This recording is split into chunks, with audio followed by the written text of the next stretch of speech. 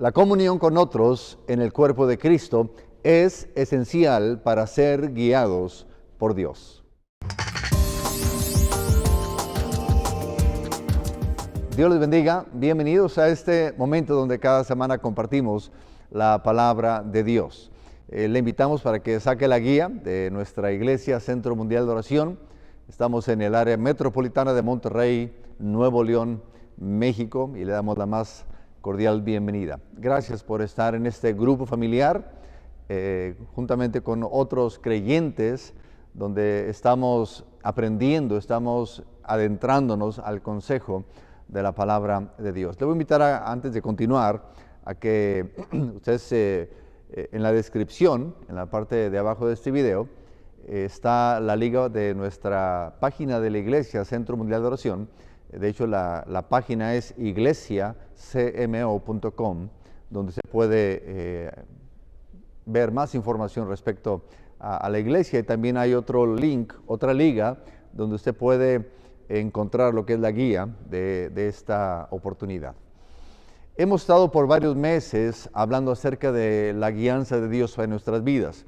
Y créame que ha sido una muy interesante travesía, porque a veces uno quisiera o pensaría de que solamente Dios usa ciertas cosas para guiarnos, pero nos hemos dado cuenta que hay diferentes aspectos, diferentes herramientas que Dios nos ha permitido tener para poder ser guiados por Él. Y en esta oportunidad el tema es que Dios puede usar a otros para guiarnos, y estaremos allá en 1 Corintios capítulo 12, versículo 13.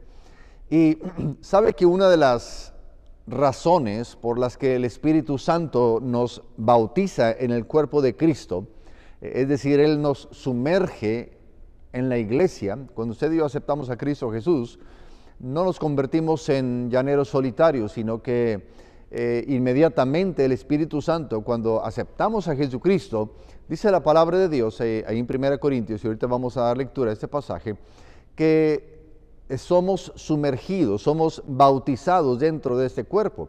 Y la razón por la que esto sucede es que necesitamos de la comunión mutua, necesitamos del consejo, necesitamos el liderazgo de otros creyentes.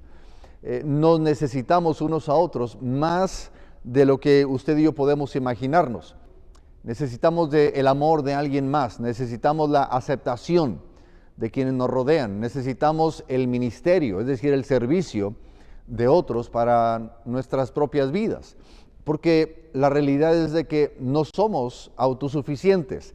La comunión entre hermanos, escúcheme bien, es necesaria para nuestro desarrollo, para nuestro crecimiento espiritual, y para que podamos entonces ser guiados dentro del plan, dentro del propósito que Dios tiene para nuestras vidas. Y esto es algo interesante que quisiéramos estar desarrollando en los siguientes puntos. Y el primer aspecto en esta oportunidad, número 1 en sus notas, es que fuimos bautizados en el cuerpo de Cristo. Ya lo mencionamos ahorita a manera de introducción en el tema, y mencionábamos allá en 1 Corintios capítulo 12, versículo 13, se nos dice lo siguiente. El apóstol Pablo nos dice: porque por un solo espíritu fuimos, dice, todos bautizados en un cuerpo. Es interesante entender esta palabra, bautizados, que quiere decir, literalmente significa ser sumergidos. Es decir, el mismo Espíritu nos ha sumergido a un grupo de personas que de igual forma hemos o han creído en el Señor Jesucristo. Y sigue diciendo este pasaje, allá en este mismo versículo, dice: sean judíos o griegos, sean esclavos o libres, dice, y a todos se nos dio a beber de un mismo espíritu. Entonces, quienes hemos sido sumergidos en este cuerpo, somos diferentes unos de otros. Es bien interesante este aspecto, porque uno pensaría que ya hemos sido, ya que somos parte del cuerpo de Cristo, como que ahora sí todos somos iguales, pero la realidad es muy distinta. El mismo apóstol Pablo nos dice, algunos son esclavos, algunos son libres, algunos son griegos, algunos son judíos, algunos son gentiles. Es decir, no hay un solo grupo específico al cual Dios llama, sino que es indistinto. Y créame que esto es bien interesante porque somos diferentes. Y esta diversidad de lo que el apóstol Pablo está hablando, créame, es de grande bendición, porque de alguna forma nos complementamos unos a otros. Y es ahí, en la iglesia local, donde usted y yo aprendemos de otros creyentes y nos fortalecemos mutuamente. Y esto, créame, no es algo como que Dios sugiere que si queremos hacerlo, sino que el mismo Espíritu nos sumerge al cuerpo de Cristo, es decir, a la iglesia. Hemos sido llamados de afuera para poder ahora ser parte de una comunidad de creyentes común, válgame la redundancia, en Cristo Jesús. Y esto nos lleva al segundo aspecto, que es muy similar al primero, que tiene que ver con el número 2 en sus notas, es el hecho de que la comunión con otros es necesaria. Es bien importante notar esto, que Pablo dice en Efesios 4, versículo 11 y 12, dice: y él mismo constituyó, hablando del Señor Jesucristo, él mismo constituyó a unos apóstoles, dice, a otros profetas, a otros evangelistas, a otros pastores y maestros, dice, a fin de perfeccionar a los santos para la obra del ministerio, para la edificación del cuerpo de Cristo. Entonces, la idea de Dios al ponernos en el cuerpo de Cristo es que nos podamos edificar mutuamente. El cristiano solitario, el cristiano que vive solo, aislado del cuerpo de Cristo, no puede desarrollarse de acuerdo al plan que Dios tiene para él. No somos perfectos, pero esta instrucción divina que juntos podemos crecer y desarrollarnos en el propósito de Dios es una realidad. El cristiano solitario no se puede desarrollar. El cristiano solitario, créame, es una persona que no puede llegar a cumplir el plan, el propósito que Dios tiene para su vida. Es bien interesante notar también que nos necesitamos mutuamente, como dice el segundo aspecto. Y hablando de esto, podemos mencionar, por ejemplo, a un Moisés.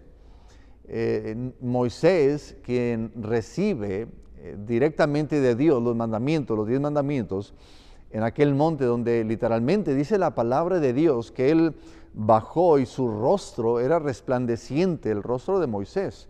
Y la misma gente al verlo pudo distinguir que había algo diferente en Moisés. Bueno, este Moisés, aunque estuvo en la presencia de Dios, me llama mucho la atención que llega el momento en que necesitó al suegro, a un hombre que llega al campamento y ve lo que está pasando y ve que Moisés está cansado, lo ve a Moisés como que no tiene tiempo para estar en familia, no tiene tiempo para sí mismo. Y le dice, ¿sabes qué, Moisés? Si tú sigues así, te vas a hacer daño a ti mismo y vas a hacer daño a toda la congregación, a todo el pueblo de Israel. Lo haces con muy buena intención, pero no es lo correcto. Y vamos a decirlo así, Moisés recibe dirección de parte del Señor a través de Jetro. Es decir, repito lo que dije hace un momento, Moisés estuvo en la presencia de Dios, pero Dios usó a alguien que estaba con él para que hiciera bien la obra del Señor. Lo que Dios le había encomendado a través de un hombre, la perfeccionó y de alguna forma también dio oportunidad para que otros se desarrollaran en este ministerio. Podemos también pensar en un Pablo, por ejemplo. Pablo, imagínense, cuando Jesucristo mismo se le aparece rumbo a Damasco, imagínense ese momento, ¿no?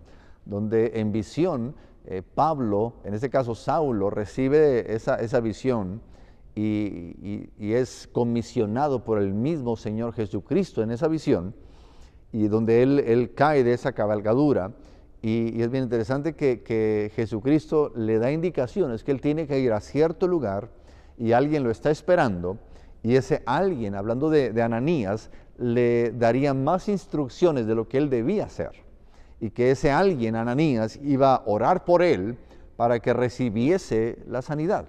Es decir, Jesucristo se valió de alguien del cuerpo de Cristo para poder dar una instrucción más específica a Pablo. Y esto es importantísimo que usted y yo lo podamos entender. Es decir, nos necesitamos mutuamente.